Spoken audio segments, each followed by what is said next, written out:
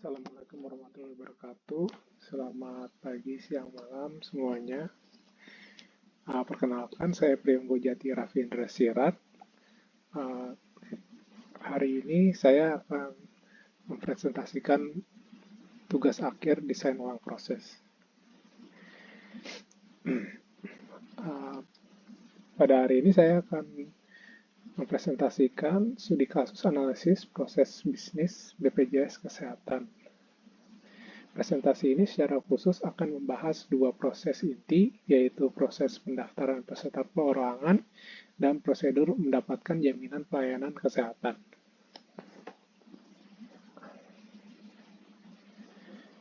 BPJS Kesehatan adalah badan hukum publik yang dibentuk berdasarkan Undang-Undang Nomor 24 Tahun 2011 dengan tegas utama menyelenggarakan program jaminan kesehatan nasional atau JKN bagi seluruh masyarakat Indonesia.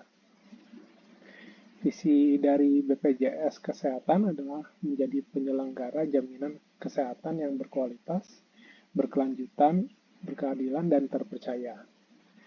Sementara itu, misinya adalah menyelenggarakan JKN secara profesional, memberikan pelayanan yang mudah dan cepat, mengelola dana secara transparan, serta mendukung peningkatan derajat kesehatan masyarakat Indonesia.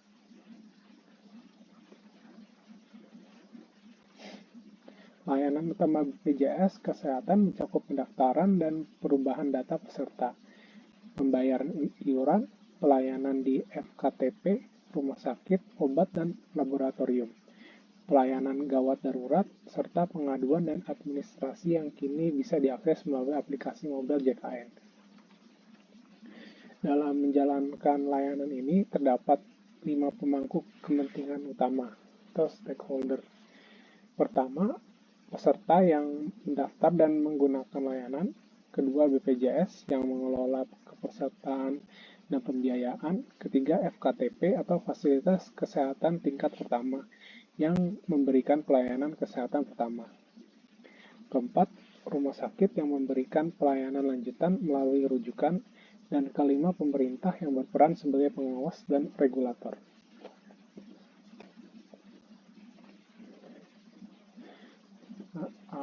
Berikut gambaran model proses pendaftaran peserta perorangan. Proses pertama yang dianalisis adalah proses pendaftaran peserta perorangan atau biasa disebut peserta mandiri. Untuk dapat mendaftar, terdapat beberapa persyaratan yang harus dipenuhi, yaitu KTP, kartu keluarga, nomor HP aktif, alamat email, rekening pembayaran yang bersifat opsional, lalu pemilih kelas rawat, dan FKTP, serta kesiapan untuk membayar iuran pertama. Seperti terlihat pada diagram alur di slide ini, proses dimulai dari pengisian data oleh peserta, kemudian dilanjut dengan verifikasi dokumen oleh sistem maupun petugas, penerbitan virtual account, pembayaran iuran pertama melalui bank atau mitra pembayaran, hingga akhirnya proses aktivasi kepesertaan dan penerbitan kartu digital JKN. Ringkasan alur ini juga sudah dituliskan di bagian bawah slide agar mudah diikuti, yaitu isi data, verifikasi dokumen, bayar iuran pertama, lalu aktivasi kepesertaan dan kartu digital. Proses ini kini sebagian besar dapat dilakukan secara daring melalui aplikasi mobile JKN, sehingga peserta tidak perlu datang langsung ke kantor cabang.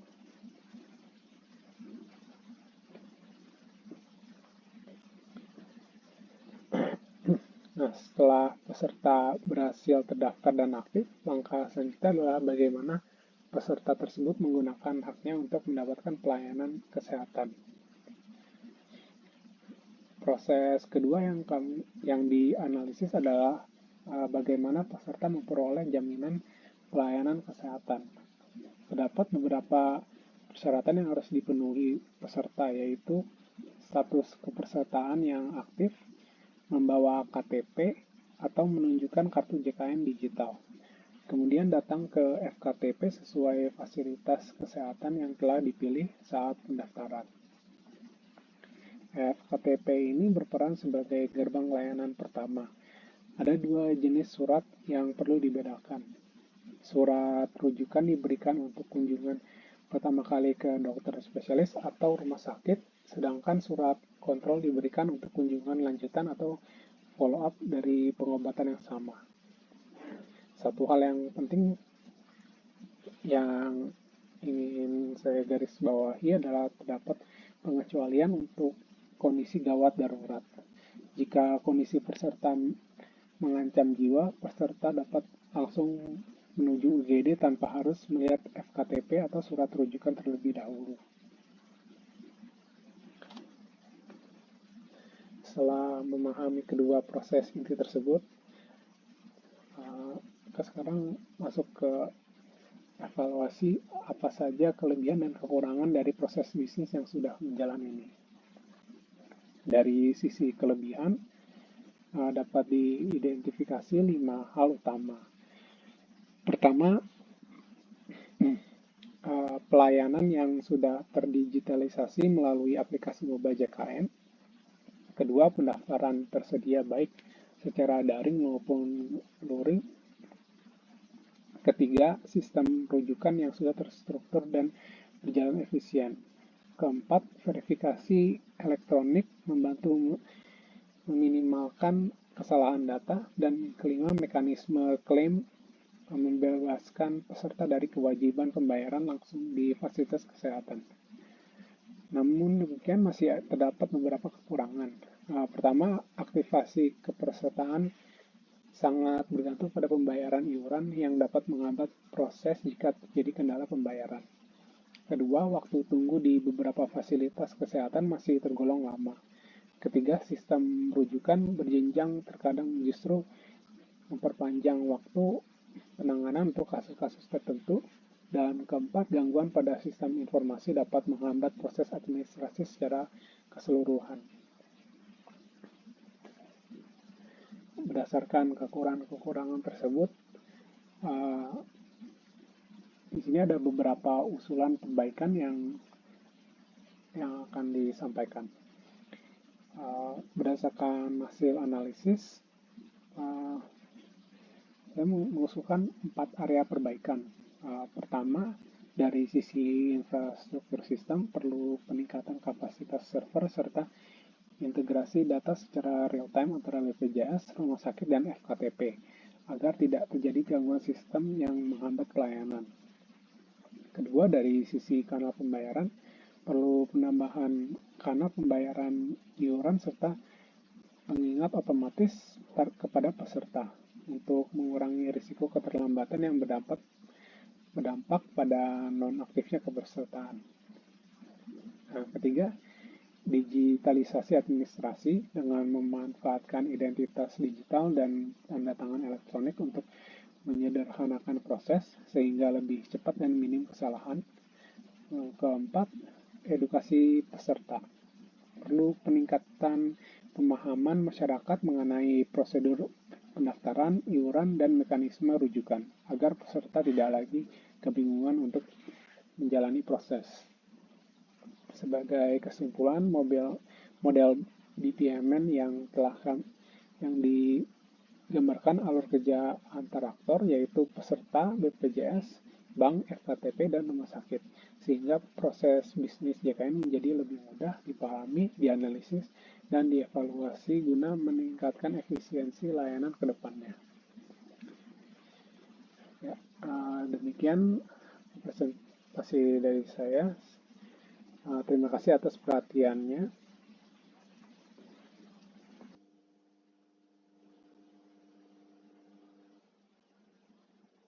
Selanjutnya kita lihat mock-up usulan perbaikan dari saya. Di sini ada home dashboard, bisa melihat peserta yang terdaftar. Lalu ada juga aksi cepat yang bisa langsung lompat ke menu selanjutnya. Di sini bisa dilihat juga iuran bulan ini dan tanggal jatuh tempo terdekat.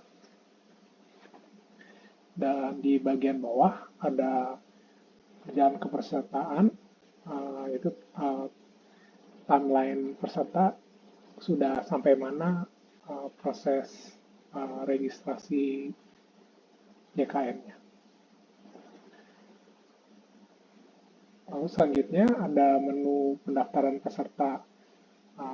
Di sini kita bisa langsung masukkan nick-nya,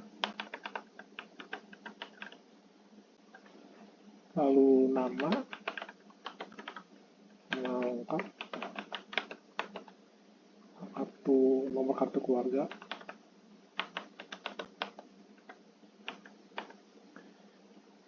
tanggal lahir,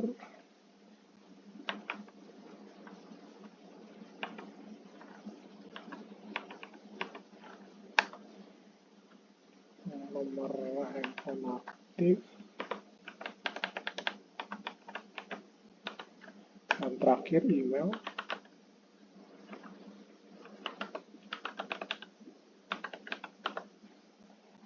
Setelah semuanya diisi, bisa lanjut masuk ke pengunggahan dokumen pendukung, yaitu KTP, kartu keluarga, dan ada juga buku rekening yang opsional.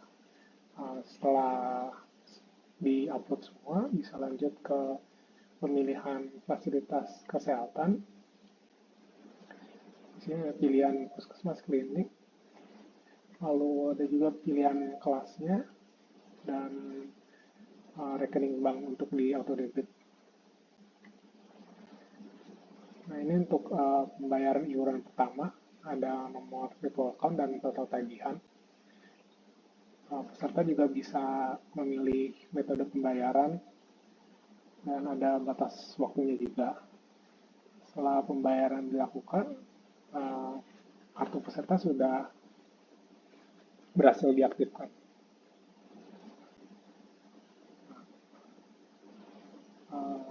Lalu di sini daftar peserta langsung bertambah satu. Nah, tadi ini untuk tombol menghapus peserta.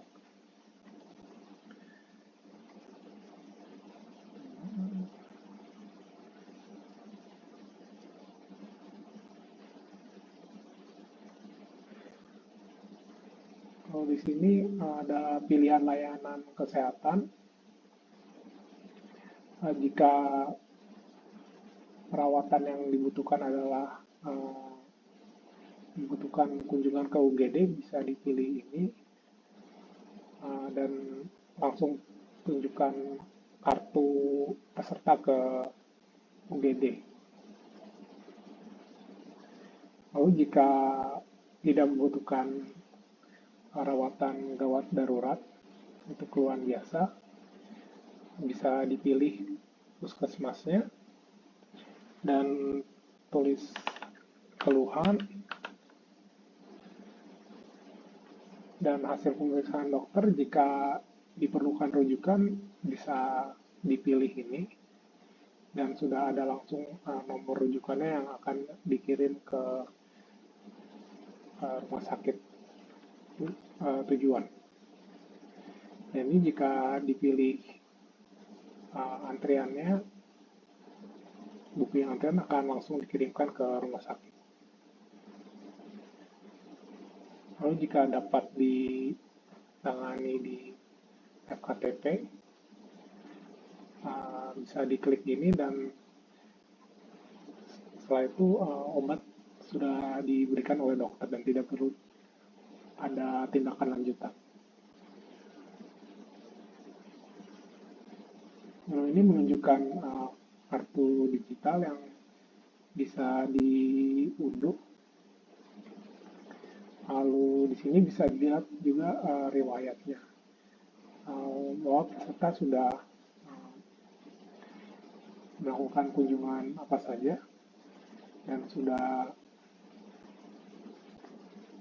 melakukan pemeriksaan apa saja juga.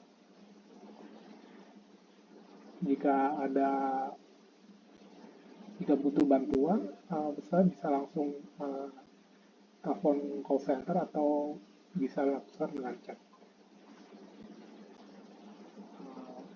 Berikut uh, mockup usulan perbaikan dari saya.